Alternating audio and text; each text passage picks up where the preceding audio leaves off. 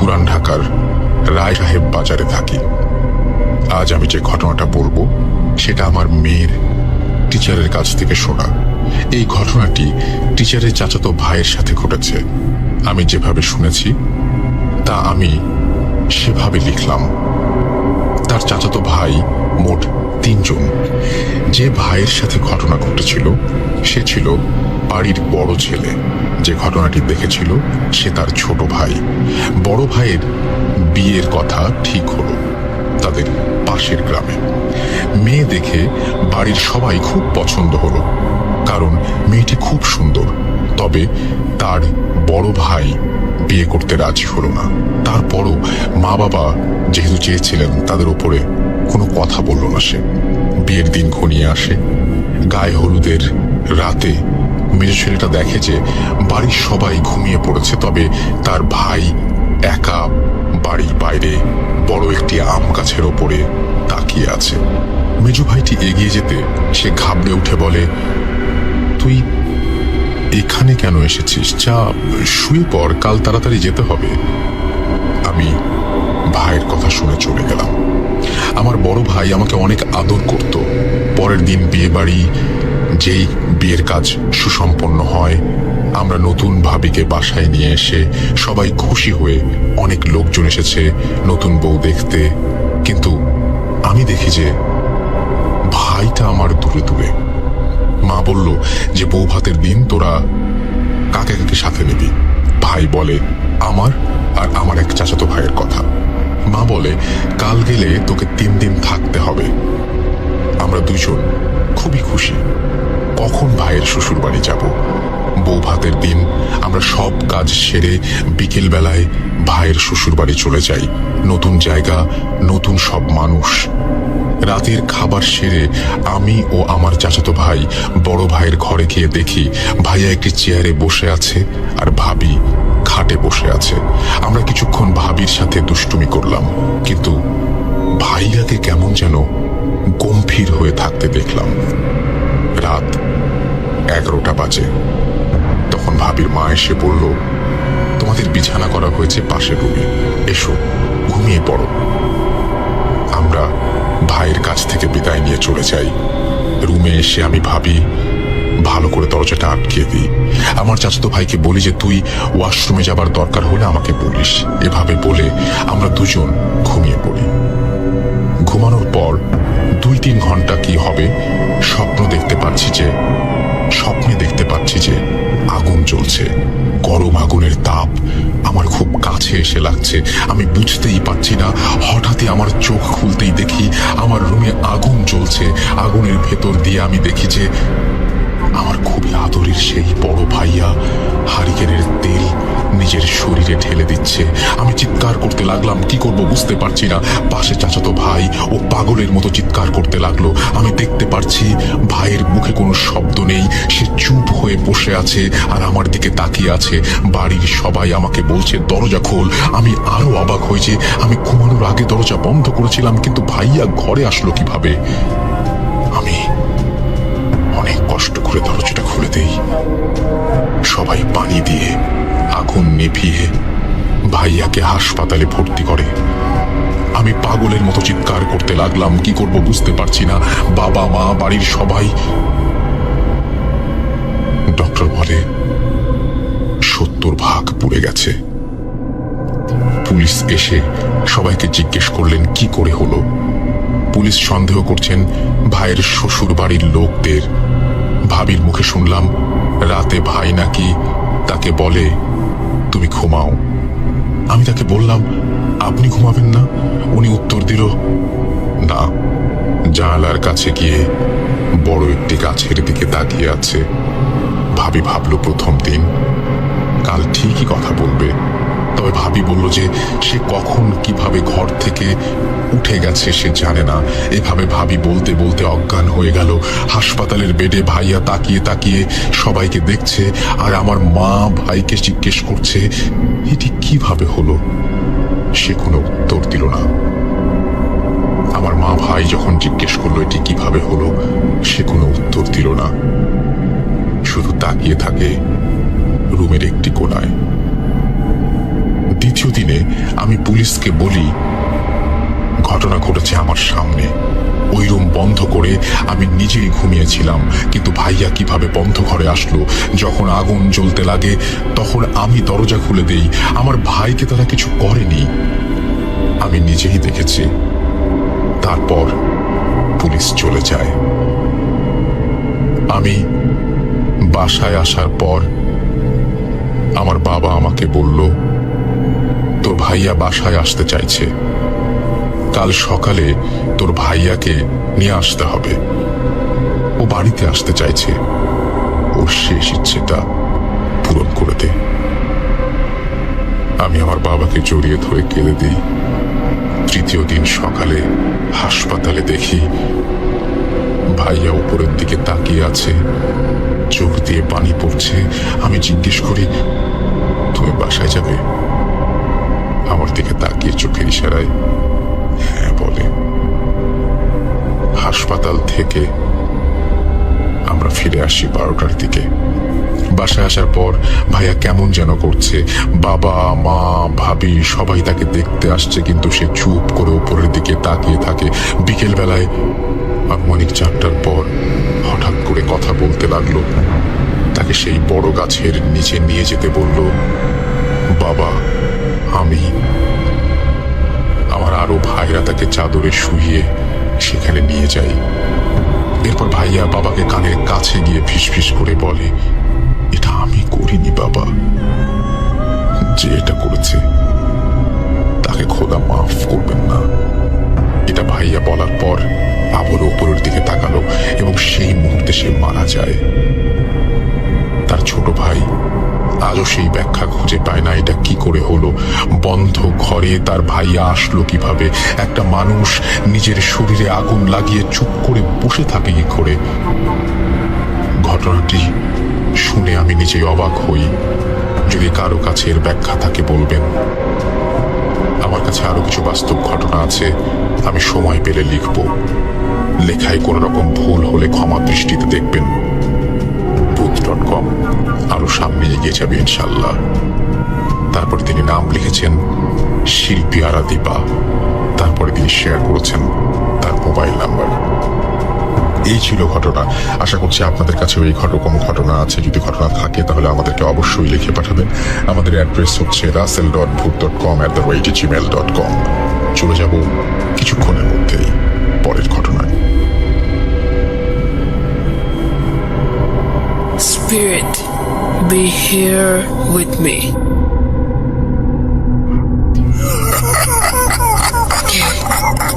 কে তুমি?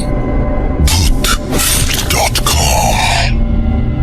The fear returns with Russell.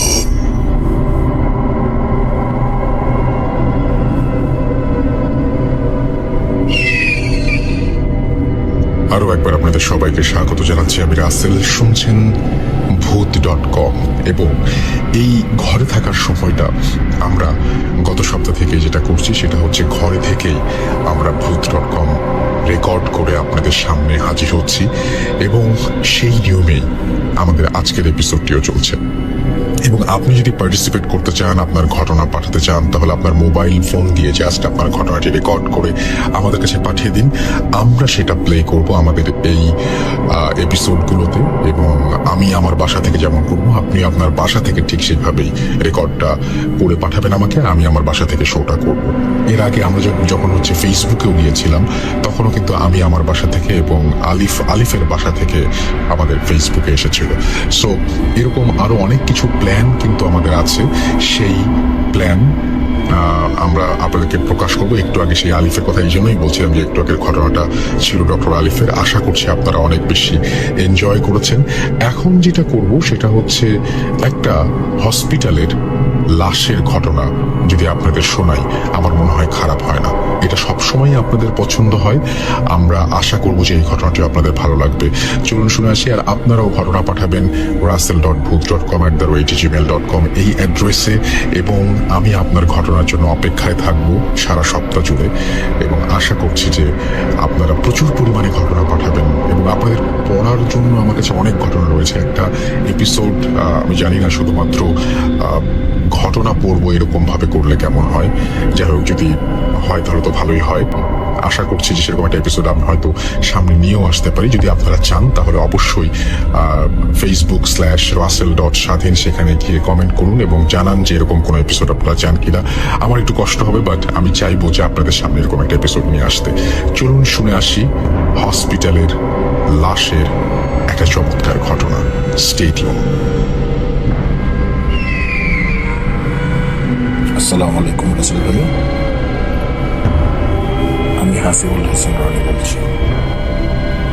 জিজ্ঞেস করছি না কেমন আছেন, কারণ আপনি সবসময় ভালো দলে থাকেন। আমি মিরপুর সারাবানোর বাসিন্দা। আমি সরাসরি ঘটনায় চলে যাচ্ছি। 2002 সালে আমি পাবনা সদর হাসপাতালের সংলগ্নে একটি ডায়াগনস্টিক সেন্টারে আমার বোনের হাজবেন্ডের দ্বারা আমি একটি প্যাথোলজি ল্যাবে প্রশিক্ষণ নিতে যাই। প্রশিক্ষণ চলাকালীন আমাদের কাজগুলো ছিল হচ্ছে ব্লাড কালেকশন করা পেশেন্টের কাছ থেকে। বেশিরভাগ ব্লাডগুলো কালেকশন হতো আমরা পাবনা সদর হাসপাতালের যে প্যাথোলজি ল্যাব ছিল ওখানে অধিকাংশ পরীক্ষাগুলোই হতো না। সো আমরা ওই পরীক্ষাগুলো কালেক্ট করে আমরা এখান থেকে করে নিতাম, প্লাস পরবর্তীতে ডেলিভারিটা ওখানে দিয়ে দেওয়া হতো আর কি। তো কোনো একদিন বিকালের দিকে আমাদের অফিসটা ক্লোজ হতো রাসেল ভাই 9টার দিকে, পাবনা সদর হাসপাতালের সংলগ্নে ছিল যেহেতু। তো কোনো একদিন বিকালের দিকে আর কি 2002 সালের কথা বলছি, আমাকে ডায়াগনস্টিক থেকে বলা হলো যে রনি, একটা ব্লাডের কালেকশন আছে, সদর হাসপাতালে যাও, দোতলায় এত নম্বর ওয়ার্ড, এত নম্বর বেডে। তো অনেক আগের কথা যেহেতু রাসেল ভাই আমার অতটা খেয়াল নেই বেড নাম্বার ওয়ার্ড নাম্বারটা। তো আপনার সদর হাসপাতালটা বেসিক্যালি ছিল হচ্ছে গিয়ে এদিক দিয়ে উঠে ওদিক দিয়ে নামা যেত, মানে একদিক দিয়ে সিঁড়ি আছে, সিঁড়ি দিয়ে আপনি উঠলে পরে হাসপাতালটা লম্বা, পুরাটাই হচ্ছে কি বারান্দা, হাতের ডান সাইডে বারান্দা, বাম সাইডে হচ্ছে কি ওয়ার্ডগুলো। তো বারান্দা দিয়ে বের হয়ে বারান্দা দিয়ে উঠে তারপরে ওদিক দিয়ে সোজা চলে গেলে আবার ওই পাশ থেকেও আর একটা সিঁড়ি যেটা দিয়ে নামা যেত। তো দুটো সিঁড়ি ছিল, দুপাশ দিয়ে রোগীরা উঠতো। তো বিকাল গড়িয়ে যখন সন্ধ্যার দিকে আমি একটু ডিলে করেই গেলাম ব্লাডটা কালেকশন করতে। তো সন্ধ্যার দিকে মোটামুটি আমি যখন হাসপাতালের কাছাকাছিতে তখন ঠান্ডা বাতাস বইছে, আকাশে অনেক মেঘ করেছে, গুড়ি গুড়ি বৃষ্টিও পড়ছে বলা যায়, 1 ফোঁটা করে বৃষ্টিও পড়ছে, কিন্তু অনেক বেশি আর কি মেঘ করেছে আর কি, বড় ধরনের একটা ঝড় হবে এরকম কিছু। তা আমি এটা দেখি একটু তাড়াতাড়ি করে গেলাম যে আর্লি ব্লাডটা কালেকশন করে আমি স্যাম্পলটা নিয়ে আসি আমার ল্যাবে। তো আমি সিঁড়িতে উঠে জাস্ট ব্লাডটা কালেকশন করছি। সিরিঞ্জে আমি যখন ব্লাডটা টেনে নিয়ে এসে সিরিঞ্জটা নিডেলটা বের করে যখন পেশেন্টকে কটন দিয়ে হাতটা ক্লোজ করে দিলাম, in the meantime Rasel ভাই কারেন্ট চলে যায়। তো কারেন্ট চলে যাওয়ার পরে আমি অ্যাজ ইউজুয়াল কারেন্ট যেতেই পারে, এটা আর মফস্বল শহরগুলোতে একটু কারেন্ট বেশি যায়, তখন আরও বেশি যেত আর কি, এই এখনকার তৎকালীন সময় থেকে বেশি যেত আর কি। তো আমি সবসময় যেটা করতাম সেটা হচ্ছে কি, আমি যদি কখনো দোতলায় উঠতাম, এদিক দিয়ে উঠতাম ওদিক দিয়ে নামতাম আর কি। হাসপাতালটা একটা চক্কর দেওয়া হতো, তা আমার কাছে ভালো লাগতো আর কি, পরিবেশটাও খুব সুন্দর ছিল। তো যেহেতু আমি পাশাপাশি ল্যাবে কাজ করতাম, হাসপাতালের অধিকাংশ স্টাফই আমাদের পরিচিত ছিল। তো আমি যখন ওই পাশ থেকে নামছি, কারেন্ট চলে গিয়েছিল, তখন আমি একটা মোবাইল ইউজ করতাম সিমেন্স C25, অনেক আগের মডেল সিমেন্স C25। খুব বেশি আলো হতো না, বিকজ অফ ওগুলোতে কোনো টর্চের ব্যবস্থা ছিল না, যার দরুন আমি ওইটা নিয়ে ওইটার আলোর প্রভাবেই আমি ওই সিঁড়ি দিয়ে নামার চেষ্টা করি, যেদিক দিয়ে উঠি ওটার বিপরীত সাইডে যে সিঁড়িটা সেদিক দিয়ে নামার চেষ্টা করি। তো যেহেতু আলো বেশি হতো না, সেহেতু আস্তে আস্তেই নামার চেষ্টা করতেছিলাম। এর মধ্যে রাসেল ভাই খুব বাইরে বাতাস ছেড়ে দিল আর প্রচণ্ড বিজলি চমকাচ্ছিল, অনেক বেশি বিজলি চমকাচ্ছে, খুব বেশি আর কি বড় ধরনের একটা ঝড় হবে এরকম একটা আশঙ্কা। বাই দ্য ওয়ে, আমি সিঁড়ি দিয়ে নামার চেষ্টা করতেছি। নামার পরে রাসেল ভাই সিঁড়ির ঠিক গোড়াটায়, যেখানে সিঁড়িটা 3টা পার্ট ছিল, 3টা পার্ট নামার পরে 3টা পার্টে এমন একটা গ্রাউন্ড ছিল যে গ্রাউন্ডের মধ্যে আপনার ফ্লোরে অনেক স্পেস ছিল, যে স্পেসে আপনার 2-3টা মোটামুটি স্ট্রেচার রাখা যায়। তো আমি অ্যাজ ইউজুয়াল নামলাম, নেমে যখনই ডান সাইডে তাকালাম, হঠাৎ করে নামার পরে ডান সাইডে তাকালাম, হঠাৎ করে কেন জানি বিজলিটা খুব বেশি জোরে চমকে উঠলো। ডান সাইডে তাকানোর পরে আমি দেখতে পেলাম ওখানে স্ট্রেচারে একটা লাশ শোয়ানো। রাসেল ভাই, লাশ থাকতেই পারে, যখন আমি হাসপাতালে মেডিকেলের ওয়ার্কিং এর সাথে ইনভলভ, সেহেতু আমার এগুলো দেখে অভ্যস্ত। আমি এজ ইউজুয়াল তেমন একটা কিছু ফিল করিনি। যেহেতু সন্ধ্যার কাছাকাছি সময়, কিছুটা আলো প্রবেশ করছে, কিছুটা বিজলি চমকাচ্ছে, ঝাপসা দেখা যাচ্ছে, সবকিছু আমি বুঝতে পারছি যে লাশটার গায়ে একটা প্রিন্টের চাদর দিয়ে লাশটা ঢাকা।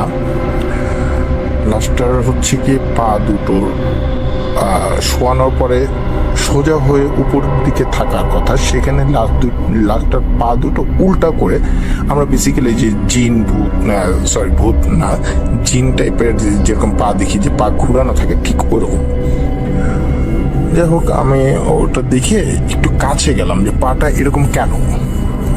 তো যাবার পরে রাসেল ভাই দেখতে পারলাম যে পাটার রগ আসলে কাটা, দুটো পায়েরই রগ কাটা, আর স্ট্রেচারের পাশে একটা হাত একটুখানি বের হয়েছে, ওই হাতটাও এরকম রগ কাটা। এর মধ্যে রাসেল ভাই কোথা থেকে একটুখানি বাতাস এসে লাশটার মুখের চাদরটা সরিয়ে দেয়। একটু অদ্ভুত ঘটনা হচ্ছে, সরিয়ে দেওয়ার পরে ওই ফার্স্ট টাইমটা আমি ভয়টা পাই। সরিয়ে দেওয়ার পরে আমি যখন মুখের দিকে তাকানোর পরে খুব বিভৎস আর কি চেহারা করে লাশটা শুয়ে আছে, যেটা হচ্ছে কি আপনার জিভাটার ভিতরে আসলে কামড় দিয়ে আছে। আমরা জিভের আর কি কথা লজ্জা পেলে কিংবা একটু আপসেট হলে জিভে যেরকম ভাবে কামড় দিই, জিভ অর্ধেক বের করে, ঠিক ওরকম ভাবে জিভে কামড় দিয়ে চোখটা বন্ধ করে সে শুয়ে আছে। তো মুখটা দেখতে খুব অদ্ভুত লাগলো, মনে হলো যে ঘন্টা 3-4 আগে হয়তো বা মারা গেছে, লাশটা পোস্টমর্টমের জন্য ওখানে রাখা। এনিওয়ে, আমি ওইটা দেখে একটু ভয় পাওয়ার জন্য আমি ওই জায়গাটা লিভ করার ট্রাই করলাম। যেহেতু এই সিঁড়ি দিয়ে নেমেছি, সেহেতু আমার হাসপাতালের নিচতলার ওই মাথায় যাওয়ার পরে আমি গেটটা পাবো। তা আমি যখন লাস্টটা লিভ করে আমি যখন রওনা দেওয়ার পরে ওখানে একটা ওয়ার্ড মাস্টার ছিল, জাফর ভাই। ওয়ার্ড মাস্টারের সাথে আমার দেখা হয়। জাফর ভাই আমাকে বলছিল, সবাই আমাকে মজা করে ওখানে শালাই বলতো, যেহেতু আমার বোনের হাজবেন্ডের পরিচয় ওখানে আমি কাজ শিখতে যাই, তো সবাই মজা। তো জাফর ভাই আমার সাথে মজা করে বললো যে, কিরে শালা, তুই এখানে কি করিস? তা আমি বললাম, জাফর ভাই, একটা কালেকশন ছিল, এখানে একটা লাশ পড়ে আসছে, কিরকম অবস্থা, এটা কি পোস্টমর্টমের জন্য নাকি? তো জাফর ভাই আমাকে বলতেছে, এটা হচ্ছে গিয়ে তোর ব্যাঙের লাশ। আমি বললাম, ব্যাঙের লাশ মানে? তখন সে আমাকে বললো যে, ব্যাং বাবুর নাম শুনিস না, পাবনার শহরের এককালীন এখনকার সময় ত্রাস, তো এককালীন সময় সে খুব ত্রাস ছিল, ব্যাং বাবু নাম, তার নামের টাইটেল ছিল এটা। তা আমি বললাম, ও তাই নাকি? হ্যাঁ, মারা গেছে কিছুক্ষণ আগে, তো এনে রাখছে পোস্টমর্টম করার জন্য।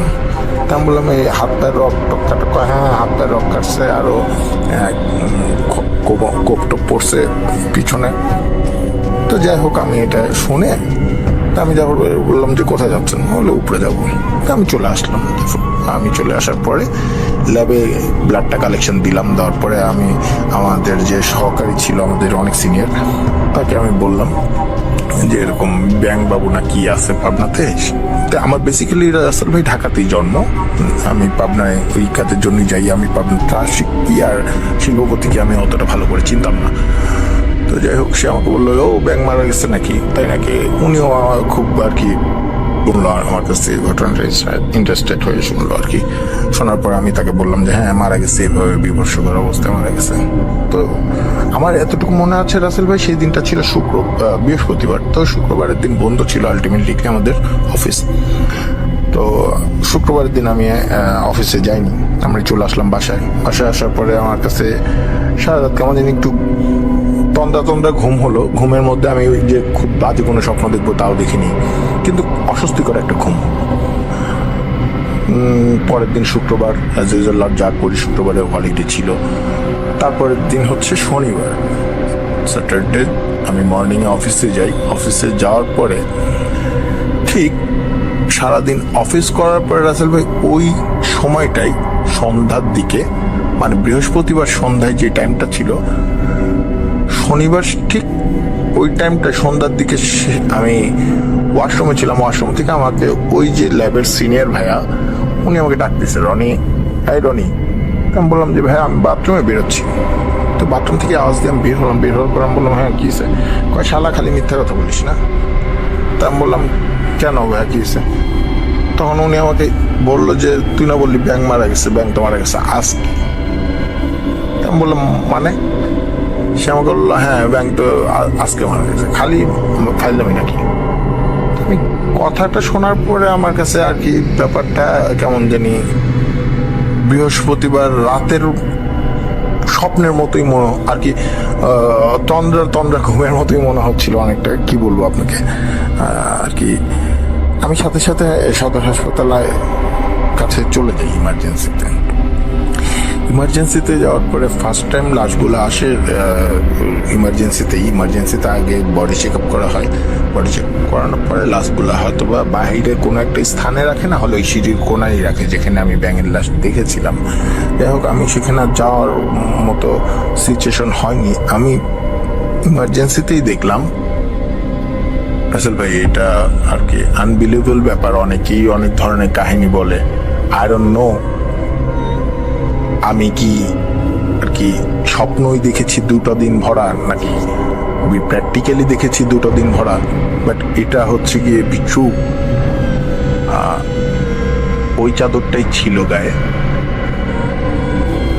লাশটার 2টো পা ওইভাবেই রগগুলো কাটা ছিল, হাতের কবজির 2টোই কাটা অবস্থায় পাকানো ছিল। অবশেষে যেটা দেখতে পারলাম, মুখটার দিকে তাকিয়ে এবার ব্যাঙের লাশটার চোখ খোলা ছিল, কিন্তু জিবলাটার ভিতরে রাসেল ভাই কামড় দেওয়াই ছিল। আমি সেটা দেখে বেশ 10 থেকে 15 মিনিট আমি কারোর সাথে কথা বলতে পারিনি। হাসপাতালের সামনে যে ছোট্ট একটা বিনোদনের জন্য মাঠ ছিল, মাঠটার সামনে এসে আমি স্ট্যাচু হয়ে কতক্ষণ দাঁড়িয়েছিলাম। কিছুটা বলতে পারেন এক প্রকারের কোনো একটা ভাবনায় চলে গিয়েছিলাম। কোন ভাবনা ঠিক সেটা এখন পর্যন্ত বের করতে পারি না। যাই হোক, তার কিছুক্ষণ পরে আমি জাফর ভাইয়ের সাথে দেখা করি। দেখা করার পরে জাফর ভাইকে আমি বলি, জাফর ভাই বৃহস্পতিবার রাতে খুব ঝড় হলো। জাফর ভাই আমাকে বললো হ্যাঁ। বললাম সন্ধ্যার দিকে এরকম একটা ঘটনা ঘটছে, আপনার সাথে আমার দেখা হয়েছিল। জাফর ভাই আমার মুখের দিকে হাসি দিয়ে বলল,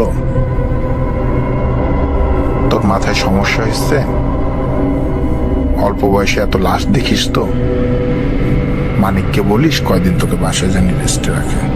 আমাদের মালিকের আর কি, মানিক বলতে আমার বোনের হাজবেন্ডের নাম ছিল মানিক, আর আমাদের মালিকের নাম ছিল মুকুল। জাফর ভাই আমাকে বললো যে মুকুল ভাইকেও আমি বলবো তোকে জানি কয়েকদিন বেড রেস্ট দেয়। এরকম অদ্ভুত কথাবার্তা বলিস কেন?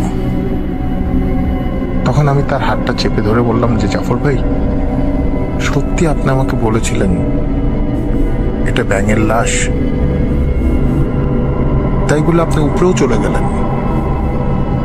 জাফর ভাই আমার কাছ থেকে হাতটা ঝাটকা দিয়ে টান দিয়ে বলল, যেহেতু লাশ আসছে অনেক কাজ আছে, এসব কথা আর কাউকে বলিস না, বোকা ছেলে কোথাকার।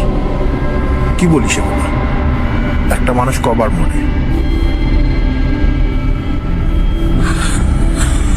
এখন আমার গায়ে কাটা শিবড়ে উঠে গেছে ভাই। আসলেও একটা মানুষ কবার মরে। যাই হোক রাসেল ভাই, এই ছিল আমার ঘটনা। তারপর আমি 3 দিনের বেড রেস্টে থাকি। মেন্টালিটি ঠিক করতে না করতে ডিসিশন নিয়ে নিই আমি আর প্যাথোলজির কাজ শিখবো না। আমি ঢাকায় চলে আসি। আর কখনো আমি সদর হাসপাতালের ভেতরে ঢুকে ওই জায়গাটায় আজও পর্যন্ত যেতে পারিনি। যদি ঘটনাটা ভালো লাগে রাসেল ভাই, অডিওটা প্লে করবেন। বিনীত আবেদন রইল, লিসনারদের উদ্দেশ্যে বলছি, আপনার সাথেও এরকম ঘটনা ঘটতে পারে, আমার সাথেও ঘটেছে।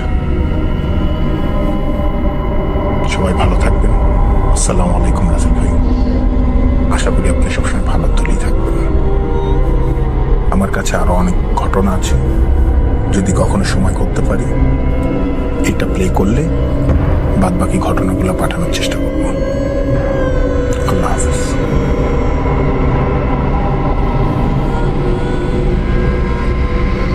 Spirit, be here with me.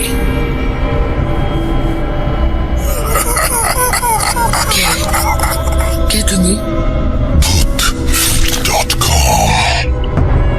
The fear returns with Russell.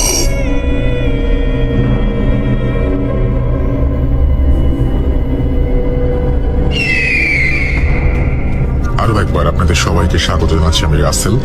আমাদের কাছে একটা নার্সের ঘটনা রয়েছে, আমাদের কাছে একজন ডক্টরের ঘটনা রয়েছে। আমি ভাবছিলাম যে কোন ঘটনাটা আগে প্লে করি।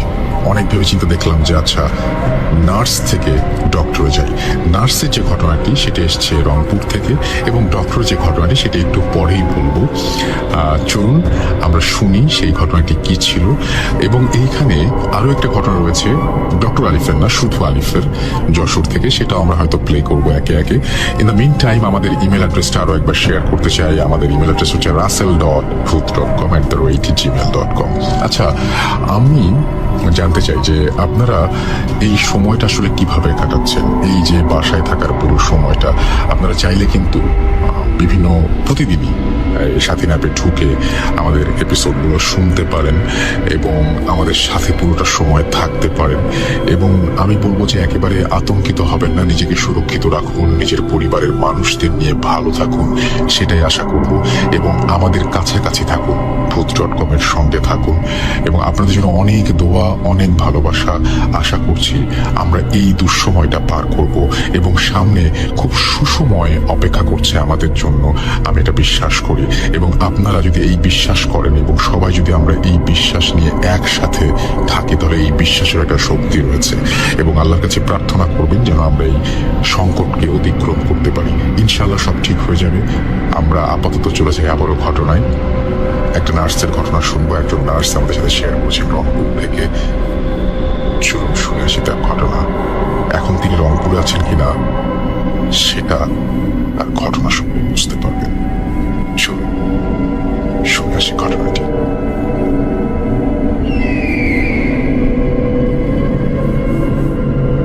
হ্যালো রাসেল ভাই, আসসালামু আলাইকুম।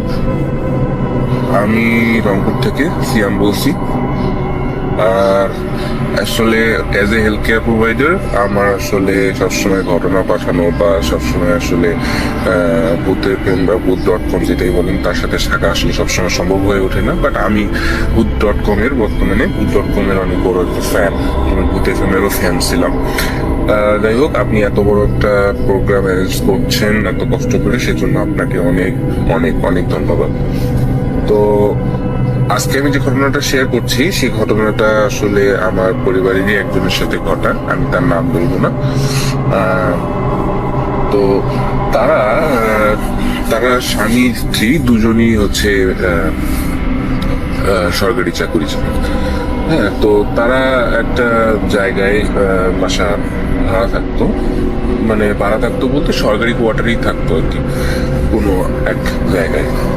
তো সেই সুবাদে আর কি, তো সেই সুবাদে ওখানে যখন তারা থাকতো তখন তাদের আসলে মানে যে বাসাটা মানে যে বিল্ডিংটায় থাকতো সেই বিল্ডিংটার একদম নিচতলায় থাকতো তারা, ফার্স্ট ফ্লোরে, মানে একদম নিচতলায় থাকতো আর কি।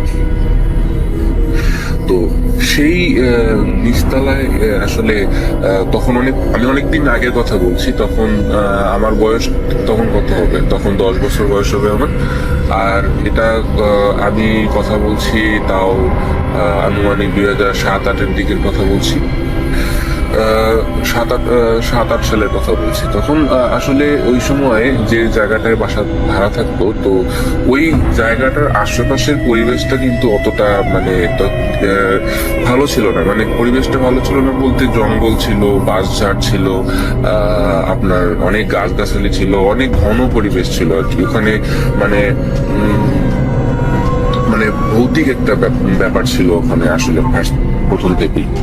তো আসলে যে ঘটনাটা ঘটছে সেটা হচ্ছে তো আমার যে ওই আত্মীয় উনি হচ্ছে দুজনই যেহেতু সার্ভিস হোল্ডার ছিল, সেহেতু ওনাদের মধ্যে ওনারা ডিসাইড করলেন একদিন যে আশেপাশের যে জায়গাটা আছে সেই জায়গাটা আসলে পরিষ্কার করবেন আর কি, পরিষ্কার করে ওটাকে একটা ডিসিপ্লিন একটা পরিবেশের সৃষ্টি করবেন তারা, এরকম একটা ডিসাইড করলেন। তো তারা হচ্ছে তো গেল ওখানে, মানে আশেপাশের পরিবেশের পিছনে একটা বাঁশঝাড় ছিল, পিছনে এরকম অনেক গাছগাছালি ছিল।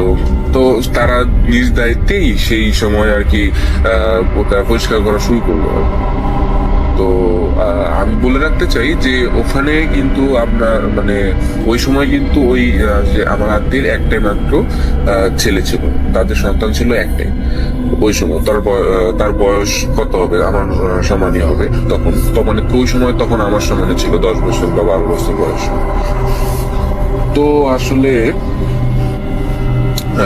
তখন হচ্ছে মানে যখন বিড়াল মানে ওখানে যখন তারা মানে পরিষ্কার করছিল, তো পরিষ্কার করার সময় আসলে কি হবে ব্যাপারটা যে এভাবে প্রতিদিন পরিষ্কার করতো তারা, প্রতিদিন পরিষ্কার করতে করতে একদিন এরকম হইলো যে সন্ধ্যা একদম গধূলির যে সময়টা, একদম সন্ধ্যা মাগরিবের আজান হবে এরকম একটা সময়, সেই সময় এসে তো আমার ওই মানে খালা উনি হচ্ছে ঝাড় দিচ্ছিল ওখানে পিছনে বাঁশঝাড়ের কাছে। তো হঠাৎ বাঁশঝাড় থেকে একটা কুচকুচে কালো ছোট বাচ্চা, একদম ধরেন যে কত হবে, কেবল হাঁটতে শিখছে এরকম একটা বয়স, 3-4 বছর বা 2 বছর বয়স হবে, 2-3 বছর বয়স হবে। তো এত কম বয়সে একটা ওই ছোট বাচ্চাটা একদম কুচকুচে কালো দেখতো, মাথায় কোনো চুল নাই, হ্যাঁ একদম কুচকুচে কালো, এবং গায়ে কোনো কাপড় ছিল না, ছোট বাচ্চা। তখন সে আসলে মানে বাচ্চার থেকে বের হয়ে আমার ওই খালার কাছে আসতেছে। যখন এই কাছে আসতেছে তো সে ভয় পেয়ে গেছে, হ্যাঁ ভয় পেয়ে হচ্ছে মানে সরে আসছে, এবং প্রথমে মানে রাগ হয়েছে যে এই তুমি যাও এখান থেকে যাও, এই মানে এরকম বলছে। তো যখন এরকম জোরে চিৎকার করছে তখনই হচ্ছে ওই যে বাচ্চাটা ওটা আবার দৌড়ে বাচ্চাদের ভিতরে চলে গেছে। তো এটাতে আসলে সে মানে মারাত্মক রকমের ভয় পেয়ে গেছে। ভয় পাওয়ার পরে তো তিনি আবার মানে ওখানেই ছিলেন আর কি, আশেপাশে মানে একটু দূরে চলে গেলেন, ওখানে গিয়ে আবার ঝাড় দিচ্ছিলেন। তো একদিন ওই বাচ্চাটা আবার বাচ্চার থেকে বের হয়ে হচ্ছে আবার ওই আমার খাওয়ার কাছে চলে গেছে, মানে কাছে যাচ্ছে, মানে জড়া ধরতে যাচ্ছে। এখন ছোট বাচ্চারা যেমন আলিঙ্গন করতে চায় বড় বাচ্চা বড়দেরকে, ঠিক তেমনি আলিঙ্গন করতেছে। তো আমার যে খালা উনি হচ্ছে হাতে ঝাড়ু ছিল, সেই ঝাড়ু দিয়ে বাচ্চাটাকে মারছে। মানে বাচ্চাটাকে মারছে, মানে তো বাচ্চাটাকে মানে আমার খাওয়া ওই সময় শিওর হয়ে গেছিল যে এটা কোনো নর্মাল কোনো কিছু না, এটা অ্যাবনর্মাল কোনো কিছু, জিন বা পরি এই টাইপের কোনো কিছু হবে। মারছে এবং মারার সাথে সাথে বাচ্চাটা দৌড়ায়া বাজারের ভিতরে চলে গেছে। এভাবে কন্টিনিউয়াসলি সে বাচ্চাটা আরো 2বার আসছে এবং ওই বাকি 2বারই আমার যে খালা উনি হচ্ছে ঝাড়ু দিয়ে মারছে এবং চলে গেছে, ভিতরে চলে গেছে। তো এটাতে আমার খালা প্রচুর ভয় পাইছে এবং তারপরে তিনি বাসায় আসছেন। বাসায় আসার পরে তার রুমের মধ্যে তিনি ছিলেন, কিন্তু যন্ত্রণা শুরু হয়েছে তারপর থেকে। ঘটনাটা কিরকম যে রাতের বেলা যখন আমার খালা রাতে ঘুমিয়ে আসেন, মনে হচ্ছে যে উপরে মানে 2য় তলায় কে যেন মানে যে আগে ছিল না যে শিলপাটা যে মশলা বাটতো বা বাটে যে একটা শিলপাটা পাথরের উপরে, তো শিলপাটার মধ্যে কে যেন হচ্ছে মশলা বাটতেছে বা এরকম মনে হচ্ছে উপরতলায় রাতে 3টা-4টার দিকে। তো রাতে 3টা-4টার দিকে এটা কিন্তু পুরোপুরি অ্যাবনর্মাল, আসলে কোনো ফ্যামিলিতে এরকম আসলে রাত 3টার দিকে। তো পরের দিন দুপুরের দিকে খালা চলে গেছে উপরে গিয়ে জিজ্ঞেস করছে ওদেরকে 2য় তলায় যারা থাকতেন। তো তাদেরকে জিজ্ঞেস করার পরে তারা বলতেছে না, আমাদের বাসায় তো মানে ওই শিলপাটাই, যেটা শিলপাটা বলি আমরা, সেই শিলপাটাটাই নাই, মানে ওরকম বাটার মতো কোনো কিছু নাই তাদের, তারা কেন শিলপাটা। এটাতে তো মানে অবাক হয়ে গেছে। তো বিভ্রম মনে করেই তারা আমার খালা ওটা ছেড়ে দিচ্ছে, ব্যাপারটাকে ইগনোর করছে। তো মজার ব্যাপার হচ্ছে তার এইভাবে করতে তো ওইখানকার একটা চিকন গাছ ছিল, মানে ওই বাঁশঝাড়ের পাশে একটা চিকন গাছ ছিল। তো চিকন গাছটা মানে বাঁশঝাড়ের ঠিক পাশেই ছিল এবং ওটা অনেক চিকন গাছ ছিল, আম গাছের মতো আম গাছ ছিল এটা সম্ভবত। তো সেই আম গাছে মানে চিকন একটা আম গাছ ছিল, মানে কেবল রোপণ করা হয়েছে, রোপণ করার পরে বড় হয়েছে, লম্বা হয়েছে এরকম 12 ফিট লম্বা হবে এরকম। হ্যাঁ, তো এই গাছটা, তো আমার যে খালু ছিলেন উনি আর কি মানে একটা মানে রাস্তার মাঝখানে গাছটা ছিল আর কি, মানে যে জায়গা দিয়ে মানুষ হাঁটবে সেই রাস্তার মাঝখানে, যেহেতু ওটা একদম মানে জঙ্গল টাইপের জায়গা ছিল, তো সেই রাস্তাটা ছিল, রাস্তার মাঝখানে গাছটা জন্মাইছিল। তো গাছটাকে তো আমার যে খালু আছে উনি কেটে দিছেন, ঠিক আছে, গাছটাকে কেটে দিছেন। যেদিন কেটে দিছেন সেদিন রাতের বেলা আমার খালা রাতে স্বপ্নে দেখলেন যে তোর কোনোদিন আর সন্তান হবে না, এরকম একটা স্বপ্ন দেখছেন তিনি। কে যেন রাতে স্বপ্নে তাকে এসে বলতেছে যে তোর আর কোনোদিন সন্তান হবে না, এই ধরনের কথা বলছে। তো এটার জন্য আসলেই তারপর থেকে সন্তান হচ্ছে না, মানে আমার খালা সন্তান সম্ভব হচ্ছেন না, মানে এটা নিয়ে আসলে তার অনেক ট্রিটমেন্ট করা হয় আসলে, কিন্তু তারপর থেকে আর কখনোই তার সন্তান হচ্ছে না। তো আসলে এটা ট্রিটমেন্টের জন্য তিনি আসলে অনেক চেষ্টা করছেন। আমি যদি একটু বলি, এখানে আরেকটু ব্যাপার আছে, সেটা আছে তো ট্রিটমেন্ট করার জন্য কিন্তু আমার যেখানে উনি কিন্তু বগুড়ায় গিয়েছিলেন। তো বগুড়ায়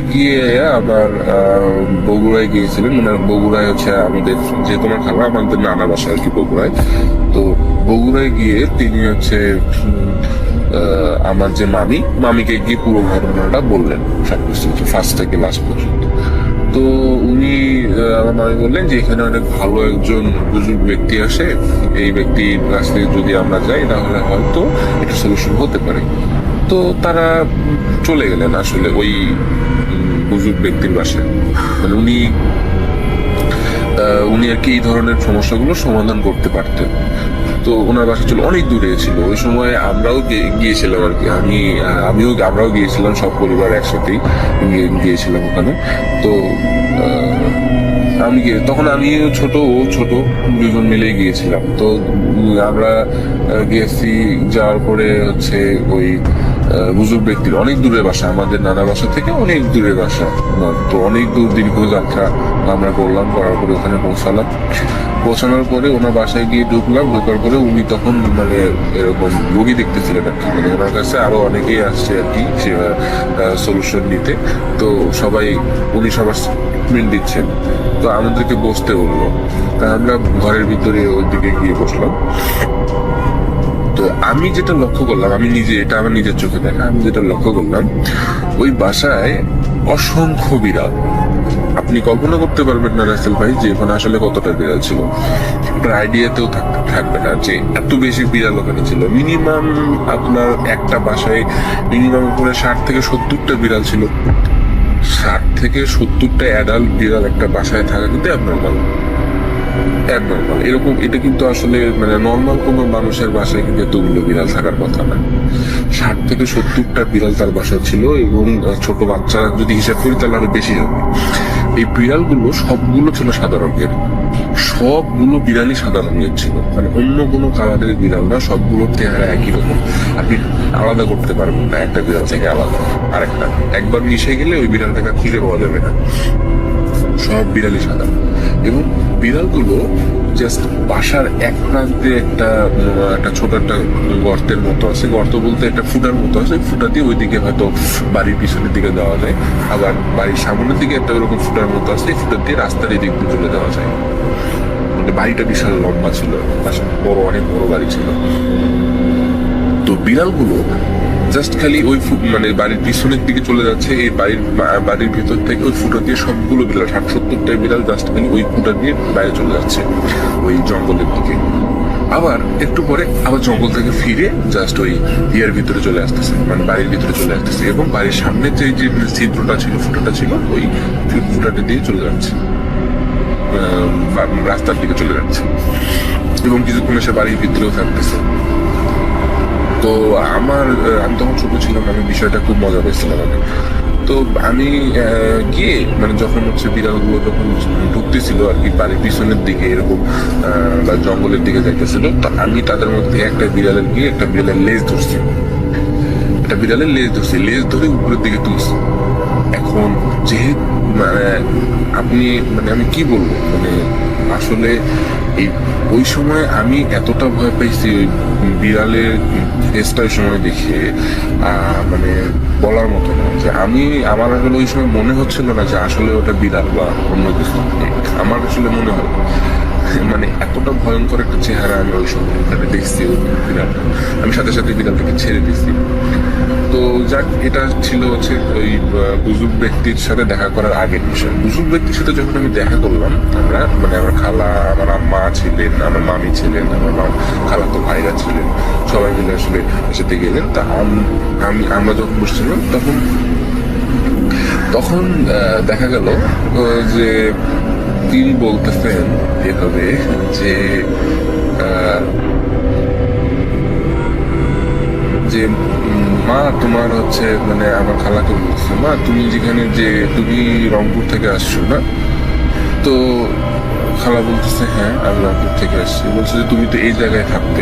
বলছে হ্যাঁ এখানে থাকতাম। তারপরে বলতেছে যে তোমার বাসার পাশে একটা মোটা কাঁঠাল গাছ আছে না? হ্যাঁ, আসলে কিন্তু সত্যি যে খালারা যেখানে থাকতেন সেখানে কিন্তু একটা মোটা কাঁঠাল গাছ আছে। এটা কিন্তু ওই বুজুর্গ ব্যক্তির জানার কোনো কথা না। হ্যাঁ আছে। বলতেছে যে ওই কাঁঠাল গাছের পাশে যে বাচ্চাটা আছে, সেই বাচ্চাদের পাশে একটা গাছ ছিল।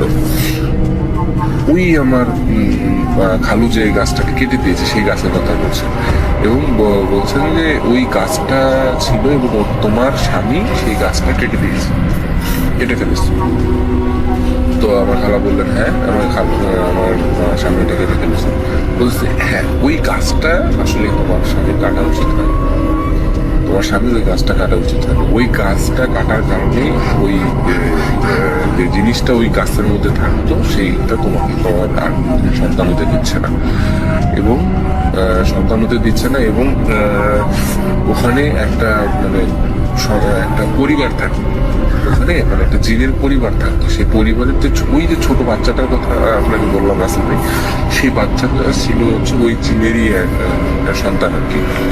তো যেহেতু মানে ওই প্রথমের দিকে একবার মানে ঝাড়ু দিয়ে ওই বাচ্চাটাকে মারছে আমার খালা, এবং পরবর্তীতে যে জিনটা যে গাছটা থাকতো সেই গাছটার হচ্ছে আমার খালু কেটে দিয়েছে। তো এই কারণে, এই ঘটনাটার কারণে আসলে আমার মানে যে খালা তার সন্তান হবে না, এই ধরনের একটা কথা বললেন।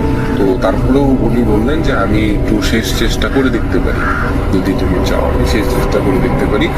এবং তখন উনি চিকন চিকন 3টা পাতা নিলেন, একদম চিকন। আমরা কিছু ওই যে ধানের গাছের যে পাতাগুলো থাকে একদম চিকন চিকন, এই ধরনের একটা চিকন 3 পাতা নিলেন। 3টা পাতা নিয়ে ছোট ছোট টুকরা করে 3টা পাতা নিলেন। তো 3টা পাতা উনি একটা গ্লাসে ভর্তি করে পানি নিলেন, এবং পানি নেওয়ার পরে উনি বললেন যে এই গ্লাসের পানির মধ্যে আমি 3টা পাতাকেই আমি ফেলে দেব, 3টা পাতাকে আমি ফেলে দেব। যদি 3টা পাতা 3টা স্তরে থাকে, মানে উপরে একটা, মাঝে একটা এবং পানির তলদেশে একটা, 3 স্তরে থাকে, তাহলে তুমি বুঝে নিও তোমার কখনো আর সন্তান হবে না। মানে এটা মানে এই সাইনটা মানে হচ্ছে, ওনার মতে এই সাইনটা হচ্ছে জিন তাকে বলছে যে না, সে রাজি না। জিন এই যে ঘটনাটা আমার খালার সাথে ঘটাইছে, এই ঘটনাটা রিপেয়ার মানে এই ঘটনাটা থেকে আমার খালা কখনো বেরোইতে পারবে না। জিন দ্বিমত প্রকাশ করছে যদি এই সাইনটা ওখানে দেখা যায় পানির মধ্যে। আর যদি 3টা পাতাই যদি পানির নিচে চলে যায়, একদম পানির তলদেশে চলে যায়, তাহলে বুঝতে হবে যে জিন এখানে নাই, মানে জিন ছেড়ে চলে গেছে। তো যখন আমার চোখের সামনে দেখা, যখনই উনি পাতাটা দিলেন ওই ইয়ার মধ্যে, 3টা পাতাই পানির উপরে ছেড়ে দিলেন, আপনি বিশ্বাস করবেন না রাসেল ভাই, উপরে একটা পাতা থাকলো, মাঝখানে একটা পাতা থাকলো, এবং সব পানির তলদেশে কিন্তু একটা পাতা থাকলো। এবং এই যে পানির তলদেশে একটা পাতা থাকলো, এই যে 3টা পাতা একদম স্থির হয়ে পানির মধ্যে থাকলো। এবং যে কবিরাজ নজরুল ব্যক্তি যিনি যার কাছে, উনি বললেন যে না, এইখান থেকে তুমি কখনো বেরোতে পারবে না, তোমার কোনো সন্তান হবে না। এবং এটা সত্যি, কিন্তু আজ এত বছর পরেও আমার কিন্তু খালার কোনো সন্তান হয়নি। তিনি কিন্তু মানে তার কিন্তু একটাই সন্তান এখন পর্যন্ত। এবং ওই জিনিসটা এখন পর্যন্ত তার সাথে আছে কিনা সেটা আমি জানি না, তবে কিন্তু ওই ব্যাপারটা ঘটার পর থেকে কিন্তু আমার খালার কখনো সন্তান হয়নি। এই ছিল আমার ঘটনা রাসেল ভাই, ধন্যবাদ।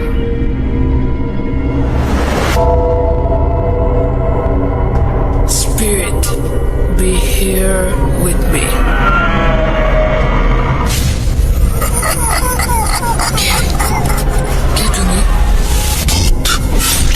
.com. The fear returns with Russell.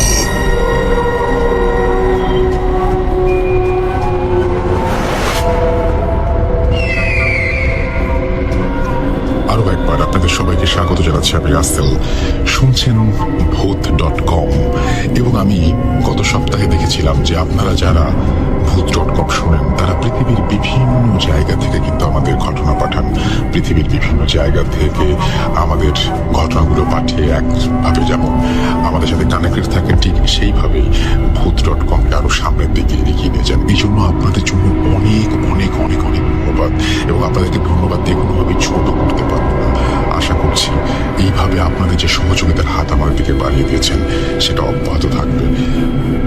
চারপাশে রাস্তাগুলো এখন অনেক শূন্য, চারিদিকে সবকিছু অনেক ফাঁকা ফাঁকা।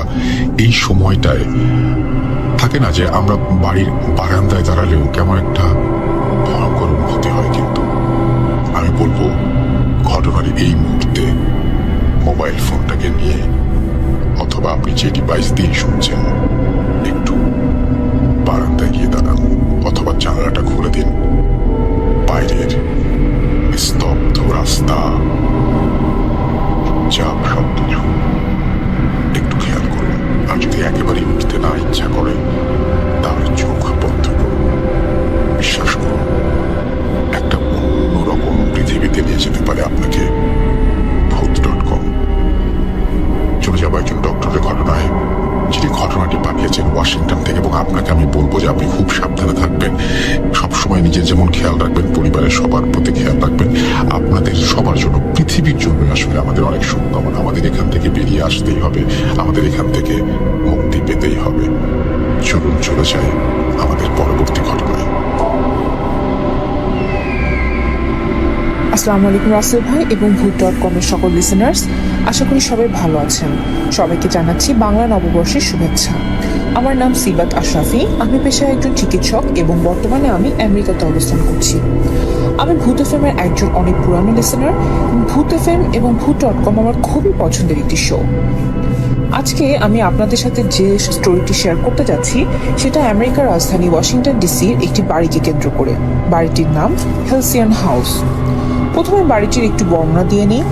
21,000 বর্গফুট এরিয়ার উপর বাড়িটি তৈরি করেছিলেন আমেরিকান নেভির প্রথম সেক্রেটারি বেঞ্জামিন স্টুডার্ট 1787 সালে।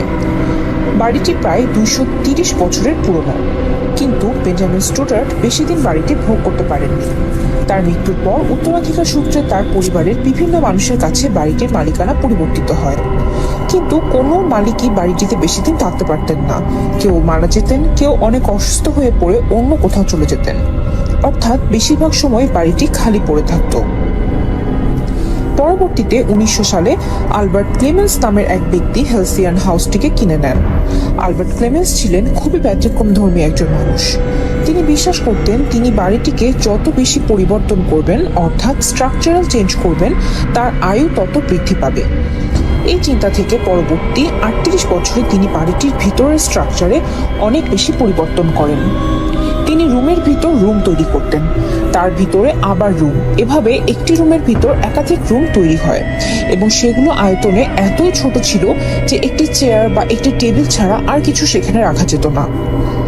আলবার্ট ক্লেমেন্স রুম ছাড়াও তৈরি করতেন অনেক সিঁড়ি, যেগুলো হঠাৎ শেষ হয়ে যেত। যেমন আপনি একটি দরজা খুলে সিঁড়ি দেখতে পেলেন, উঠতে শুরু করলে কোনো ডেস্টিনেশন ছাড়া হঠাৎ সিঁড়িটি শেষ হয়ে যাবে। এরকম বিভিন্ন উইয়ার্ড স্ট্রাকচারের মধ্যে আরেকটি উল্লেখযোগ্য হচ্ছে তার ক্রিপ্ট, যেটা বাসার পিছনে অর্থাৎ ব্যাকইয়ার্ডে অবস্থিত। তিনি বলে গিয়েছিলেন তার মৃত্যুর পর যেন তার মরদেহটি ওই ক্রিপ্টের ভিতর রাখা হয়। কথিত আছে তিনি মিশর থেকে 2টি মামিও কিনে এনেছিলেন এবং ওই বাড়িতে লুকিয়ে রাখেন, কিন্তু তার মৃত্যুর পর মামি দুটি খুঁজে পাওয়া যায়নি। বলে রাখা ভালো যে হেলসিয়ান হাউসের অবস্থান জর্জ টাউনের সীমানায়। বাড়িটির আরেকটি উল্লেখযোগ্য ঘটনা হলো এর বেসমেন্টে একটি সুড়ঙ্গ আছে যা একটি নদীর পাশে যেয়ে শেষ হয়েছে। কথিত আছে কৃতদাস প্রথা চালু থাকা অবস্থায় কিছু কৃতদাস এই সুড়ঙ্গের ভিতর দিয়ে পালিয়ে যাওয়ার চেষ্টা করে, কিন্তু সুড়ঙ্গের ধস নেমে খুবই মর্মান্তিকভাবে তাদের মৃত্যু হয়। আলবার্ট ক্লেমেন্স মারা যাওয়ার পরে আবার দীর্ঘদিন বাড়িটি অব্যবহৃত অবস্থায় থাকে। পরবর্তীতে অনেকবার বাড়িটির মালিকানা পরিবর্তন হয়, কারণ কেউই বেশি দিন সেখানে থাকতে পারতেন না। জর্জ টাউন ইউনিভার্সিটি, যেটা ওয়াশিংটন ডিসিতে অবস্থিত, এই বাড়িটি লিজ নেয় তাদের স্টুডেন্ট ডরমেটরি বা হোস্টেল তৈরির জন্য, কিন্তু সেটাও বেশি দিন স্থায়ী হয়নি। যারা এই বাসায় থেকেছেন তারা বিভিন্ন সময় আলবার্ট ক্লেমেন্সের মতন দেখতে কাউকে ঘুরে বেড়াতে দেখতেন, কখনো করিডোরে, কখনো জানালার পাশে বা ব্যাকইয়ার্ডে। চেহারা বোঝা না গেলেও খুব পুরোনো আমলের পোশাক, টুপি পরিহিত মানুষের আকার আকৃতি তারা দেখতে পেতেন প্রায়ই। এছাড়াও বন্ধ ছোট রুমগুলোর ভিতর থেকে বিভিন্ন ধরনের শব্দ শোনা যেত। মনে হতো কেউ যেন ভিতরে হাঁটাহাঁটি করছে বা কথা বলছে, কিন্তু দরজা খুললে দেখা যেত কিছুই নেই।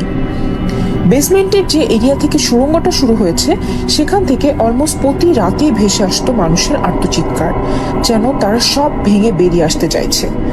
এসব ঘটনার কারণে বাড়িটি ওয়াশিংটন ডিসির one of the most haunted house হিসাবে পরিচিতি পেয়েছে। এই ঘটনাটি আমি জানতে পারি ফেব্রুয়ারি 2020-তে।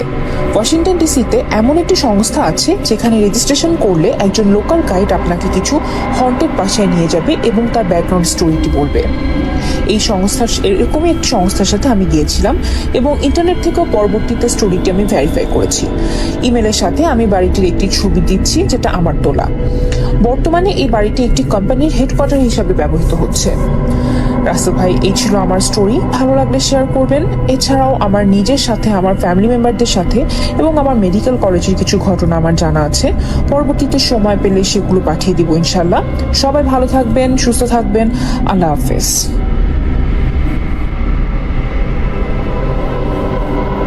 Spirit, be here with me.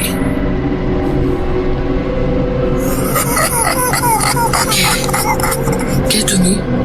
Voot.com. The fear returns with Russell.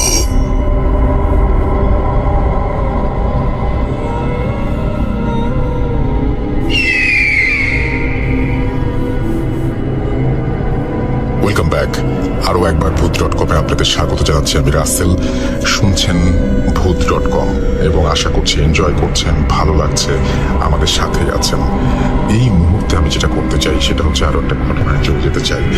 তবে তার আগে আমি আরো একবার বলবো, যারা শুনছেন তারা চোখ বন্ধ করে শুনুন, লাইট নিভিয়ে শুনুন।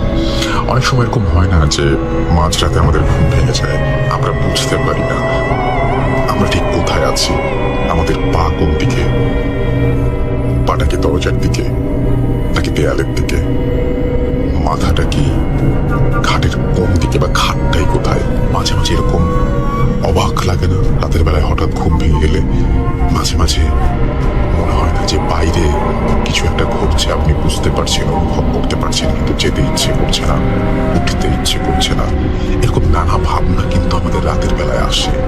তাই বলবো, লাইট অফ করে দিন, মন দিয়ে শুনুন ঘটনাগুলো, বিশ্বাস করুন ভালো লাগবে।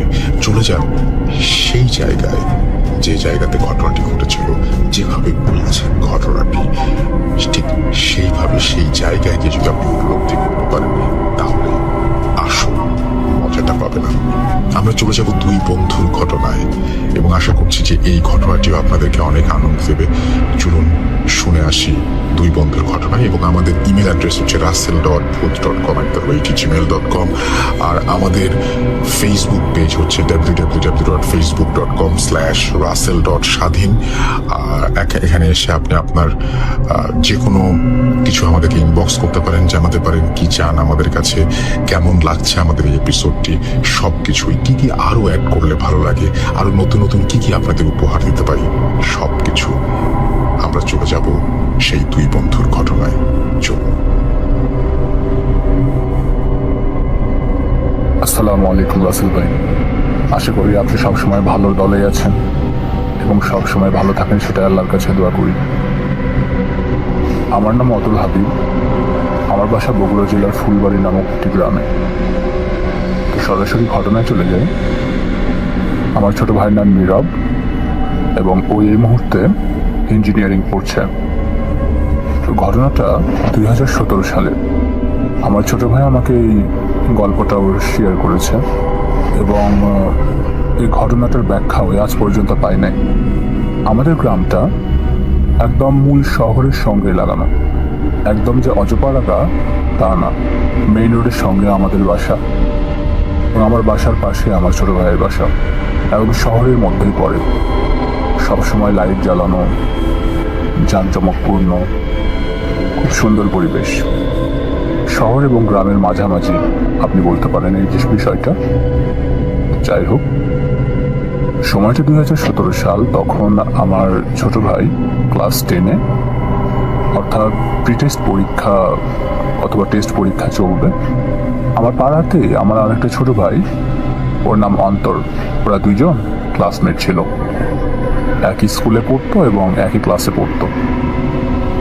তো ঘটনাটা হলো, আমার ছোট ভাই আমাকে এভাবে বলেছে, এটা ছিল ওদের যখন টেস্ট পরীক্ষা চলছিল, তখন টেস্ট পরীক্ষা শুরু হয়েছে। তো একদিন আমার ছোট ভাই তার বাসায় রীতিমতো শুয়ে আছে। হঠাৎ করে আমার যে ছোট ভাই অন্তর, ওর বাসা আমার বাসার পাশেই। অন্তর নীরবের বাসায় এসে দরজার এখানে ডাকছে, নীরব, এই নীরব, এই পড়তে যাবি না? অনেক সময় তো হয়ে গেল, চল পড়তে যাব। ওরা আবার একটা জায়গায় একটা কোচিংয়ে প্রাইভেট পড়তো। তো এইভাবেই একদম পুরোপুরিভাবে ওকে ডাকতেছে।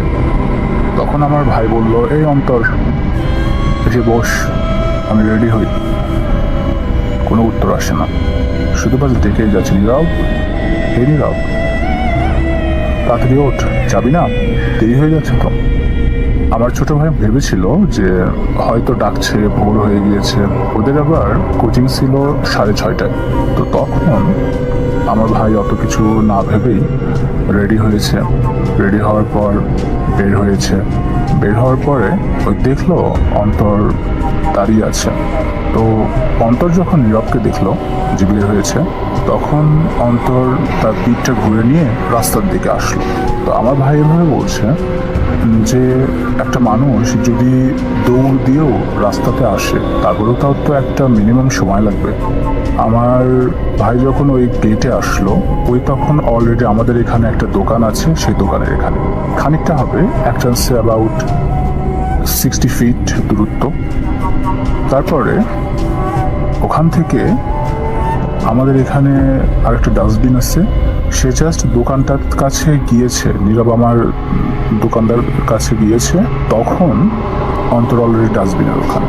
তো ওই বলতেছে যে কে রে, তুই এত দ্রুত দৌড়াচ্ছিস কেন, এত দ্রুত দ্রুত যাচ্ছিস কেন, আমার জন্য একটু অপেক্ষা করবি না? তো তখন আমার ভাই ধীরে ধীরে হাঁটা শুরু করলো। ততক্ষণে অন্তর আবার ওই মাথায় আমাদের হচ্ছে ডাস্টবিন থেকে আরো দূরে একটা দোকান আছে, যেটা যদি আপনি দৌড়ায়ও যান তাও আপনার 2 থেকে 3 মিনিট সময় লাগবে, কিন্তু অন্তর এখানে প্রায় অ্যাবাউট 30 সেকেন্ডের ভিতরে ওই দোকানে পৌঁছে গিয়েছে। তো যখন মসজিদটা পেরোয়ে অন্তর ওই দোকানের মাথায়, তখন আমার ছোট ভাই চিন্তা করলো কি ব্যাপার, ওই এত দ্রুত ওখানে যাচ্ছে মানে? আচ্ছা, এখন যদি ভোর হয় তাহলে তো একটু দিনের আলো বের হওয়ার কথা, কিন্তু এখন এরকম গভীর রাত কেন? তখন আমার ভাই একটু যখন সেন্সে ফিরল, হঠাৎ করে সে তার ঘড়িতে দেখলো। সে তার ঘড়িতে দেখার পর তার মাথা ঘুরে গেল, সময় তখন রাত 1:55। ওইটা দেখে আমার ছোট ভাইয়ের একদম দিক বিদিক হারিয়ে ফেলল। সে কোনো রকম করে নিজের সেন্সটা ফিরায়া কোনো কিছু চিন্তা না করে এক দৌড়ে এসে বাসার ভিতরে ঢুকলো এবং বাসার দরজা লক করে দিয়ে নিজের ঘরের ভিতরে নিজেকে লক করে দিল এবং ভাবতে লাগলো এই মুহূর্তে তার সঙ্গে কি হয়েছে। সে তো স্পষ্ট অন্তরের আওয়াজ শুনেছে এবং অন্তরকে দেখেওছে সে কেটে দাঁড়িয়েছিল। এবং আরেকটি বিষয় যে ওই এত দ্রুত দ্রুত কিভাবে যাচ্ছিল, আমি যদি দৌড়ায়ও যাই তাও তো আমার এক জায়গা থেকে আরেক জায়গায় যেতে 5 মিনিট মিনিমাম সময় লাগবে, সেখানে ওই 30 সেকেন্ডের ভিতরে কিভাবে ওখানে গেল? ওই রকমই হবে সময়টা। তারপরে অত্যন্ত ভীত সন্ত্রস্ত হয়ে আমার ভাই কোনো রকম করে নিজেকে সামলায়া ড্রেস চেঞ্জ করে সে তার মাথাটা বিছানায় রাখলো। অল অফ এ সাডেন আমার ছোট ভাই কবুতর পালতো, ঘর সব দিক থেকে বন্ধ, কোনো দিক থেকে কিছু আসার সম্ভাবনা নেই এবং কিছু ছিল না ঘরের ভেতরে। সাডেনলি আমার ভাই একদম স্পষ্টভাবে ফিল করতে পারলো যে 2-3টা কবুতর ফরফর করলে যেরকম হচ্ছে তাদের পাখা এই ওড়ার সময় যেরকম শব্দ হয়, ঠিক ওই রকম করে 2-3টা কবুতর তার ঘর থেকে যেন এক মুহূর্তের মধ্যে বের হয়ে গেল। ঠিক ওই রকম শব্দ এবং কবুতরের ওড়ার সময় যে বাতাসটা হয়, সে বাতাসটাও আমার ভাইয়ের গায়ে লেগেছে এবং ওইটা দেখে সে আরো হতবাক যে কি ব্যাপার, কবুতর তো এখানে আসার কোনোভাবেই সম্ভব না, এটা কিভাবে কি হলো, আমার সঙ্গে কি হচ্ছে এসব। পরের দিন সে অন্তরকে জিজ্ঞাসা করলো যে কি রে, তুই অত রাতে কি আমাকে দেখেছিলি? তো অন্তর বলল, পাগল হয়েছিস, তুই জানিস না আমাদের কোচিং করার সময় আমি কেন তোকে 2টার সময় ডাকতে যাব, ওই সময় তো আমি গভীর ঘুম। তো আমার ভাই তারপর থেকে খুবই সাবধান এবং খুবই নিজেকে সামলিয়ে রাখা শুরু করলো, কারণ এরকম ঘটনা কখনো তার সঙ্গে ঘটে নাই, ফার্স্ট টাইম এরকম ঘটনা তার সঙ্গে ঘটেছে। পরবর্তীতে আমার ভাইয়ের বাসা মোকামতলা, ওই আমার এখানে পড়াশোনা করার জন্য থাকে। তো তার পরের দিন সে ভাবলো যে না, এরকম হবে না, আমার বাসা থেকে আমি একটু ঘুরে আসি। তারপর সে তার গ্রামের বাসায় গেল। তার গ্রামের বাসায় আবার ওর ঘরের কাজ চলছিল, তো ঘরের কাজ প্রায় শেষ। সে বলল যে আজকে আমি আমার এই ঘরটাই থাকবো। বাবা বললো ঠিক আছে বাবা থাকো। তো ওই যখন হচ্ছে মাথাটা একটু বিছানায় দিয়েছে, ঠিক সেম টাইম 1:55 কি 2টা হবে, ও এভাবে বলল যে বাথরুম থেকে কি জানি তাকে ডাকছে, নীরব একটু বাথরুমে আসো তো, নীরব একটু বাথরুমে আসো তো। ঠিক এইরকম 3বার করে ডাক। সে বুঝতে পারছিল না যে সে কি করবে। সে কোনো না কোনোভাবে ওই জিনিসটাকে এড়িয়ে ঘুমিয়ে পড়ে। এরকম 2-3 দিন ওকে ডাকা হয়েছে বাথরুম থেকে, যে নীরব একটু বাথরুমে আসো তো, নীরব একটু বাথরুমে আসো তো, নীরব একটু বাথরুমে আসো তো। এভাবেই সে ডাকগুলো শুনে পরবর্তীতে এই বিষয়টা সে তার বাবা মার সঙ্গে শেয়ার করে, এবং তার বাবা মা জিনিসটাতে রেসপন্স করে, যেহেতু একমাত্র ছেলে, রিস্ক না নেওয়াই ভালো। তো তাই সে তার বাসাতে মিলাদ করিয়ে নেয় এবং ওখানে দোয়া খায়ের করায় নেয়। তারপর থেকে পর্যন্ত আমার ভাইয়ের সঙ্গে কোনো ঘটনা ইনশাল্লাহ ঘটে নাই। তো এই ছিল আমার ঘটনা রাসেল ভাই। যদি ভালো লাগে অবশ্যই লিসনার্সদের জন্য শেয়ার করে দেবেন, এবং আমারও অনেক ভালো লাগবে। ফিউচারে আরও এরকম ঘটনা আমি যদি পাই আপনার উদ্দেশ্যে পাঠাবো। ঠিক আছে, ভালো থাকবেন রাসেল ভাই। আসসালামু আলাইকুম। Spirit, be here with me.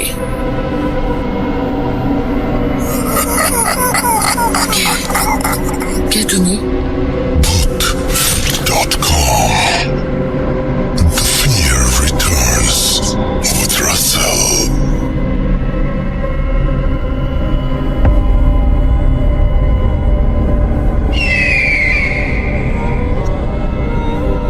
Welcome back. আমাদের একই এপিসোডে দুইজন আলিফ, একটু আগেই বলছিলাম। তার আগে জানাই আপনারা শুনছেন ভূত.com, আমি রাসেল আছি সাথে, এবং চলছে ভূত.com স্বাধীন অ্যাপে। আর আমার সঙ্গে এই মুহূর্তে রয়েছেন আলিফ। শুরু করেছিলাম আলিফকে দিয়ে, শেষটা আলিফকে দিয়ে করবো না, থাক, আরেকটা ঘটনা আপনাদেরকে শুনিয়ে দেব। অলরাইট, আমরা চলে যাব আলিফের কাছ থেকে। তবে এই আলিফ ডক্টর আলিফ না, এই আলিফ যশোর থেকে ঘটনা পাঠিয়েছেন। আমরা সরাসরি চলে যাব তার কাছে, এবং আপনারা আশা করছি তার ঘটনাটি অনেক বেশি এনজয় করবেন। চলুন শুনে আসি আলিফের ঘটনা। আসসালামু আলাইকুম রাসেল ভাই, আমি যশোর থেকে আলিফ। তো রাসেল ভাই, ভূত.com-এ এটি আমার পাঠানো প্রথম স্টোরি। তো যদি ভালো লাগে তাহলে প্লে করে শোনাবেন।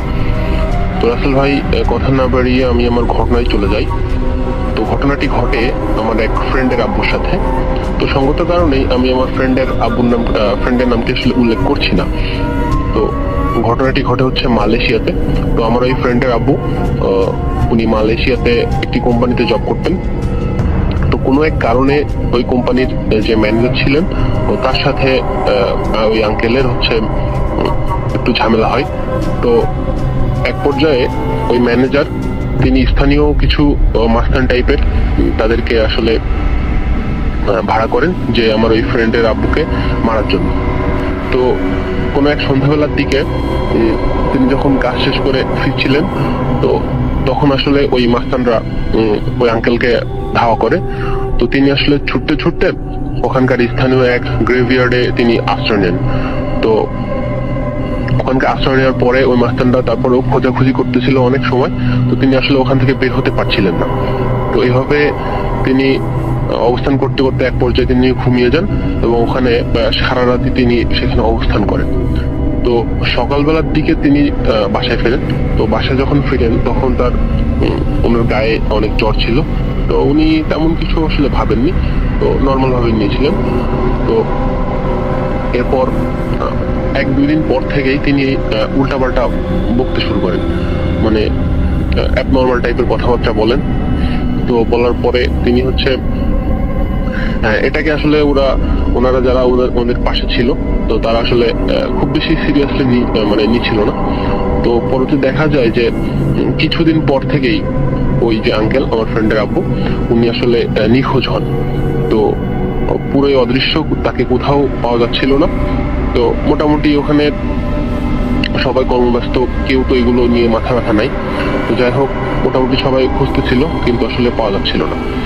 এদিকে দেশে আমার ফ্রেন্ডের ফ্যামিলিকে বিষয়টি জানানো হয়। তো জানানোর পরে তারা খুব অনেক দেরিতে জানানো হয়, তার জানানোর পরে ওনারা খুব টেনশনে ছিল। তো আসলে অনেক খোঁজাখুঁজির পরেও আমার ফ্রেন্ডের আব্বুকে পাওয়া যাচ্ছিল না। তো এভাবে প্রায় অনেক দিন কেটে যায়, প্রায় বছর দুয়েক মতো এভাবে কেটে যায়। তো আমার এই ফ্রেন্ডের আর এক রিলেটিভ ছিল, তো যিনি মালয়েশিয়াতেই থাকতেন। তো তার মাধ্যমে একটু যোগাযোগ করা হয় যে একটু ভালোভাবে খুঁজে দেখতে যে পাওয়া যায় কিনা কোথাও। তো তিনি একটু বড় ভূমিকা নেন, তিনি অনেক জায়গায় খোঁজাখুঁজি করেন এবং করতে করতে এক পর্যায়ে মালয়েশিয়ার কোনো এক জায়গায় উনি ওই আঙ্কেলকে পান। তো প্রায় মানে পাগলরত অবস্থায় পান। প্রায় তিনি ওখানে উল্টাপাল্টা বকছিলেন এবং অ্যাবনর্মাল অস্বাভাবিক সব রকম কথা বলতেছিলেন। তো যখন উনি পান তখনই তার কাছে জিজ্ঞাসা করেন পুরো ঘটনা কি। তো তখন আসলে ওই ঘটনাগুলো আসলে তিনি বলেন যে তার অফিসের ম্যানেজার যে মাস্তানগুলো পাঠিয়েছিল তার জন্য মারার জন্য, এগুলো তিনি আসলে উল্লেখ করেন। কিন্তু অদৃশ্য হওয়ার ওই কাহিনীগুলো, তিনি স্টোরিগুলো আসলে মনে করতে পারছিলেন না। তো এইগুলো শুনে ফ্যামিলির কাছে, আমার ফ্রেন্ডের ফ্যামিলির কাছে দেশে ফোন করেন। তিনি ফোন করে বলেন যে এমন ঘটনা হয়েছে। তো উনি সেখান থেকে ওই আঙ্কেলকে বাসায় নিয়ে আসেন এবং কিছু ট্রিটমেন্ট করান। তো তারপর আসলে মানে তিনি সুস্থ হচ্ছিলেন না। তো এক পর্যায়ে তিনি প্রতিদিন এমন উল্টাপাল্টা পাগল প্রলাপ বকতেন। যেমন ধরেন, তিনি এক বুড়ির কথা বলতেন যে ওই বুড়ি আমাকে নিয়ে যাবে বা এই টাইপের, বা তোমরা কিছু করতে আসো না, ও আমাকে মেরে ফেলবে, ঠিক আছে, এমন ধরনের প্যারানর্মাল কথাগুলো তিনি বলতেন। এবং তার মুখের এক্সপ্রেশন ছিল অনেক ভয়ানক, তো যা দেখে আসলে যে কোনো সাধারণ মানুষ কিন্তু ভরকে যেত। তো যাই হোক, এইগুলা যখন তার ফ্যামিলির কাছে শেয়ার করা হয়, আমার ফ্রেন্ডের ফ্যামিলি দেশ থেকে তারা অনেক চেষ্টা করছিলেন তার আব্বুকে আনার জন্য। তো এরই মধ্যে ওই আমার ফ্রেন্ডের আম্মু, উনি এক আমাদের দেশের স্থানীয় এক কবিরাজের কাছে যান। তিনি গিয়ে বলেন যে এমন এমন বিষয় হয়েছে। তো তারপরে কবিরাজ বলেন যে আপনার স্বামীকে মানে জিনে ধরছে বা এরকম জিন ভর করছে। তো কাজ না শেষ হওয়া পর্যন্ত ওই আপনার স্বামীকে তারা ছাড়বে না, এবং এটি অনেক মানে খুব শক্তিধর জিন ছিল। তো এই জন্য আসলে এটা খুব সহজে মানে ছাড়ানো যাবে না এরকম। তবে আস্তে আস্তে তিনি সুস্থ হয়ে উঠবেন, এটুকু তারা আশ্বস্ত করেন। তো এরূপ হওয়ার পরে তার ফ্যামিলিরা, আমার হচ্ছে ফ্রেন্ডের ফ্যামিলি, তারা খুব চেষ্টা করছিল যে দেশে ফিরে আনার জন্য। তো পরবর্তীতে তাকে অনেক কষ্ট করে দেশে ফিরিয়ে আনা হয়। তো ফিরিয়ে আনার পরে তিনি বাসায় যখন আসেন তখন আসলে তার দেখতে চেহারা আসলে পুরো পাগলের নাই, এবং তিনি সর্বদাই প্রলাপ বকেন এবং প্যারানর্মাল অস্বাভাবিক তিনি কথাগুলো বলেন। তার কাছে ঘটনা শুনতে চাওয়া হলে তিনি ওই দিনে যে গ্রেভইয়ার্ডে থাকার কিছু বাজে এক্সপিরিয়েন্স তিনি কিন্তু ফ্যামিলির সাথে শেয়ার করতে পারেন। তবে অদৃশ্য হওয়ার কাহিনী তিনি আসলে বলতে পারেন না, যে তিনি ওখানে আসলে ওই দিন অনেক প্যারানর্মাল কিছু দেখেছিলেন।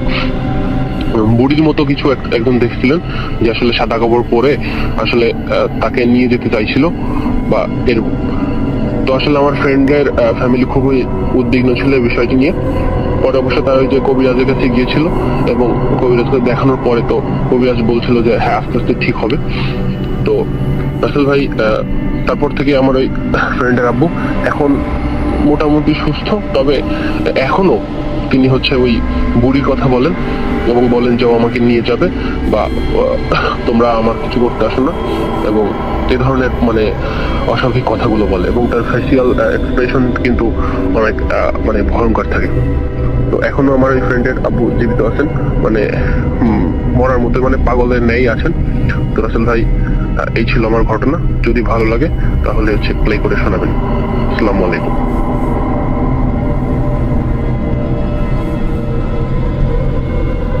Spirit, be here with me.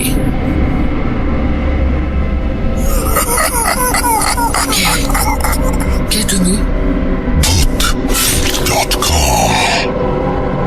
The fear returns with Russell.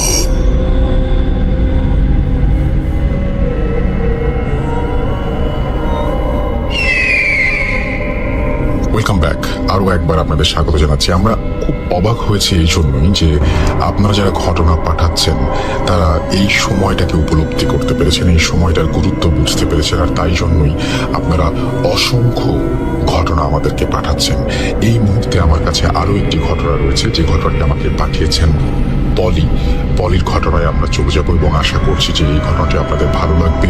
আরো একবার শেয়ার করি, ভূত.com প্রতি শুক্রবার রাত 11:59 হয় স্বাধীন অ্যাপে, এবং আমাদের ইমেল অ্যাড্রেস হচ্ছে russell.booth.com@gmail.com, আর আমাদের যে ফেসবুক পেজ সেটা www.facebook.com/russell.স্বাধীন। আশা করছি দুটি জায়গাতেই আপনারা আসবেন, আপনাদের ঘটনা শেয়ার করবেন। সামনের সময়গুলোতে আমরা এই সময়টাতে এইভাবেই করবো যে আমি আমার বাসা থেকে করবো, আপনারা আপনাদের বাসায় রেকর্ড করে আপনাদের ঘটনাগুলো আমার কাছে পৌঁছে দেবেন। এইভাবেই ভূত.com-এ চলাটা আমরা অব্যাহত রাখবো। আশা করছি যে এই মুহূর্তে পলির ঘটনা আপনাদেরকে অনেক আনন্দ দেবে। চলুন শুনে আসি ঘটনাটি এবং ফিরে আসছি একটু পরে। আসসালামু আলাইকুম রাসেল ভাই, আমি পলি, আমি যাত্রাবাড়ি ডেমরা থেকে বলছি। আমি আপনার ভূত এফএমের খুব বড় একজন ফ্যান। ভূত এফএম অফ হয়ে যাওয়ার পর আসলে খুব খারাপ লাগছিল, বাট পরে যখন আমরা দেখলাম ভূত.com স্টার্ট হলো, দেন খুব হ্যাপি হলাম আর কি। এমনি আমি আমার ঘটনায় চলে যাই। ঘটনাটা হচ্ছে আমার ফ্রেন্ডের বড় বোনের আর এক ফ্রেন্ড আছে, ভাই ছেলে ফ্রেন্ড, ওর সাথে ঘটা। আমি ওই শুনছি আমার ফ্রেন্ডের কাছ থেকে, আমি ওনার ভয়েসেই বলার চেষ্টা করছি, ভুল হলে মাফ করবেন। যাই হোক, একদিন রাত্রে 11টার দিকে আমি পড়ছিলাম, তখন আম্মু আর আমার ছোট ভাই কেউই বাসায় ছিল না, ওরা ছিল আমার পুকুরের বাসায় চলে গেছিল। তো আমি পড়তেছি, তখন বাজবে মেবি 10:30 এরকম টাইপের। তো আমি এখন হঠাৎ করে আমার দরজায় করিং বেলের আওয়াজ শুনে বললাম এত রাত্রে কি আসলো বাসায়। তখন হচ্ছে আমি গেটটা খুলে দেখি আমার ফ্রেন্ড আকাশ। তো আমি আকাশকে দেখে অবাক হয়ে গেলাম, বললাম আকাশ এত রাত্রে তুই? পরে বলতেছে বাইরে দাঁড় করা রাখবি নাকি ভিতরে আসতে বলবি? আমি হ্যাঁ শিওর আয়। দেন ও ঘরে আসলো, আসার পর বলতেছে না ঘরে বসবো না, চল ছাদে যাই। আমি বলতেছি ছাদে? আরে তুই তো 8টার দিক দিয়েও যদি বাসা থেকে বেরোস তুই ভয় কাঁপিস, তুই এত রাতে ছাদেতে যাচ্ছিস কেন? ওরা বলতেছে যে চল না আজকে যাই। পরে আমি বললাম যে ঠিক আছে তাহলে চল। তা আমি আর আকাশ মিলে ছাদে চলে যাই। আকাশ বলতেছে যে আজকে আকাশটা খুব সুন্দর, তাই না? ওর কথাগুলো শুনে না আমি খুবই অবাক হয়ে যাই, বিকজ ও একটু অন্য টাইপের, একটু ভীতু টাইপের, একটু ছটপটে টাইপের, বাট ওই দিন খুব অন্যরকম টাইপের ছিল। আমি বলতেছি কি হয়েছে, বাসায় কোনো প্রবলেম? এত রাতে তুই এখানে চলে আসলি? আমার বাসা থেকে ওর বাসা কমপক্ষে 2 কিলোমিটার দূর হবে। ও বলতেছে যে না আজকে সারাদিন না বাসায় ছিলাম, বাইরে ছিলাম। বললাম সারাদিন বাইরে ছিলি বলতে? বলে আর কখনো বাড়িতে যাবো না রে, বাইরেই থাকবো। তখন আমি বললাম যে কি ফাজলামো করছিস আকাশ, ফাজলামো বাদ দিয়ে কি হয়েছে বল, আন্টি বকা দিছে, চল তোকে বাসায় দিয়ে আসি। ওরা বলতেছে আমি যাবো, তবে এক শর্তে। বলে কি? তুই আমার বাসায় যাবি কিন্তু আমি যাবো না, তুই গিয়ে আমার মাকে বলে আসবি যে আমি খুব ভালো আছি। এবার বলতেছে তুই কেন যাবি না, রাগ করেছিস নিশ্চয়ই? পরে আমি বলতেছি ঠিক আছে তাহলে চল। তো আমি ওর বাসায় যাই, যাওয়ার পর ও আমাকে আমার বাসা থেকে ওর রাস্তার ওপার যেতে হয়, ওর বাসাটা ওই পারে। তো আমি রাস্তার ওই পাশে দাঁড়িয়ে ছিল, আমাকে বলতে তুই বাসায় যা, গিয়ে বলবি যে আকাশ ভালো আছে, কান্নাকাটি করতে না। আমি বাসায় ঢুকলাম, বাসায় ঢোকার পর দেখলাম যে বাসায় অনেক লোকজন দেখে আমি খুবই হতবাক হয়ে গেলাম যে আমি কান্নাকাটি কেন করছি। তখন দেখছি যে আকাশের মা খুব কান্নাকাটি করতেছে, পরে আমি আকাশের মা কান্নাকাটি করতেছে। পরে আমি বললাম আন্টি কি হয়েছে? তখনই আকাশের মা আমাকে জড়ায় ধরে কান্নাকাটি শুরু করলো। পরে আমি হঠাৎ করে দেখলাম কি যে বাসায় পুলিশ আছে অনেক। তো এখন কি বলবো রাসেল ভাই, আমি যখন শুনছি তখন আমারই গুজবাম হচ্ছিল, এখন বলতে গিয়ে আমারই খুব গুজবাম হচ্ছে। তখন ও নাকি দেখে যে ওর ফ্রেন্ডের রুম থেকে একটা ইয়ে করে একটা লাশ বের করছে। তখন সবাই ও বলতেছে কার লাশ, এটা কে? তখন বলতেছে আকাশ আজকে বিকেলবেলা সুইসাইড করছে। মানে তখন তো ও শুনে অবাক যে কি বলে, আকাশ তো আমার সাথেই ছিল। মানে ও বলে কি সময় সাথে ছিল, মানে ও বলে আর কিছু বলতে পারে নাই। তারপরে হচ্ছে ও গাড়িতে যখন অ্যাম্বুলেন্সে উঠাবে তখন ও বলতেছে আমি শেষবারের মতো একবার আকাশের মুখটা দেখতে পারি। তখন ও আকাশের মুখটা দেখার পরে মানে ও খুবই কষ্ট পায়। তো ওর কষ্ট দেখে মানে আমি যখন শুনছি ও খুব মানে কান্না করে দিচ্ছিল আর কি বলার পর। তো পরে ও দূর থেকে আকাশে বলতেছে মাকে বলিস আমি খুব ভালো আছি। তো তবে আমি ব্যাপারটা বুঝতে পারছি না যে আমার যত জানা মতে যে মানুষ যখন মরে যায় বা যখন সুইসাইড করে তারা কি মানে দুনিয়াতে থাকে, মানে এটা প্রশ্নটা আমি আসলে বুঝতেই পারি না। অর্থাৎ আমার জানা মতে হচ্ছে মানুষ যখন মারা যায় তখন হচ্ছে তারা চলে যায় যেখানে যার যেখানে যাওয়া সেখানে চলে যায়। আর পৃথিবীতে মানুষের আত্মা বলে কিছু আছে কিনা আমার জানা নাই, বাট এই ঘটনাটা শোনার পর তখন থেকে আমার আসলে ব্যাপারটা কেমন যেন লাগছে। থ্যাংক ইউ রাসেল ভাই, যদি ঘটনা ভালো লাগে তাহলে শেয়ার করবেন প্লিজ। আসসালামু আলাইকুম রাসেল ভাই, ভালো থাকবেন। Spirit, be here with me.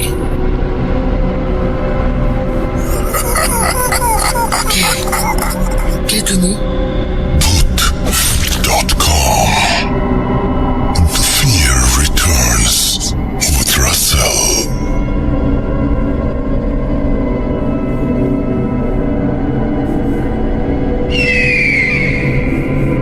আরো একবার আপনাদের সবাইকে স্বাগত জানাচ্ছি। আমি রাসেল, শুনছেন ভূত.com। এবং এতক্ষণ পর্যন্ত আমরা একটার পর একটা অডিও ক্লিপ প্লে করলাম এবং আশা করছি যে অডিও ক্লিপগুলো আমরা প্লে করেছি এতক্ষণ ধরে সেই অডিও ক্লিপগুলো আপনাদের যথেষ্ট আনন্দ দিতে পেরেছে। এবং এতটুকু আনন্দ যদি একটা ঘটনা দিতে পারে আমি নিজেকে সার্থক